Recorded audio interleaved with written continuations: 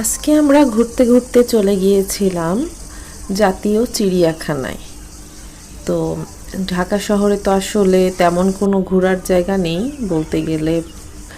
শিশু পার্ক, চিড়িয়াখানা, botanical garden, এই ঢাকার ভিতর আশেপাশে টুকটাক কিছু প্লেস আছে একটু বাচ্চাদের নিয়ে সময় কাটানোর জন্য। তো ঈদের পরের দিন একটু না বের হলে তো আসলে হয় না, বাচ্চাদের মন রক্ষা করার জন্য আমরা চলে গেলাম চিড়িয়াখানাতে। যেহেতু বাচ্চা অনেক এই ইয়াগুলো পশু পাখি যেগুলোর সাথে পরিচিত না বা দেখা হয়নি স্বচক্ষে, তো ওদের আনন্দের আসলে কোনো সীমা ছিল না। ফার্স্ট টাইম চোখের সামনে এত বড় বড় জীবজন্তু দেখছে, বন্য প্রাণী দেখছে, এটার মজাই আসলে আলাদা। তো ঈদ তো আসলে ওদের জন্যই, তাই না? এখন আমরা এখানে আসছি, খুব ভালো মুহূর্ত কাটলো, ঘুরে ঘুরে সব দেখছিলাম।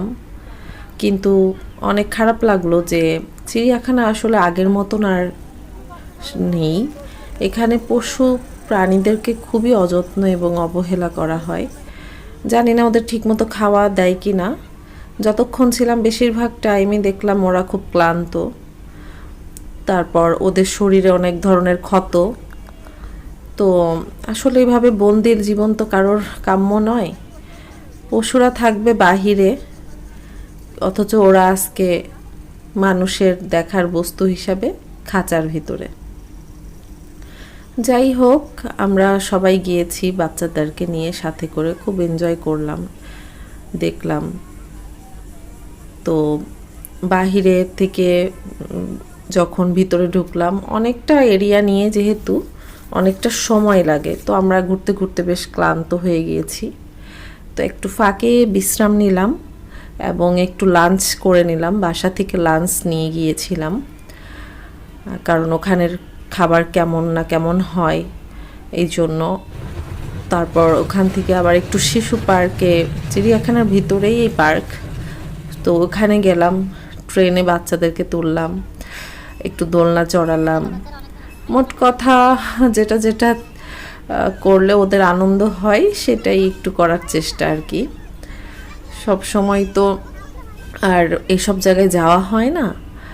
তো এখানে একটা সুন্দর নদী আছে, খুব ভালো লাগলো জায়গাটা। খুবই চুপচাপ, শান্ত, নির্মল বাতাস, খুবই ভালো। আসলে চোখের দেখা সামনাসামনি আর ক্যামেরাতে দেখা না অনেক পার্থক্য, ওটা আসলে কখনোই ফুটিয়ে তোলা সম্ভব হয় না।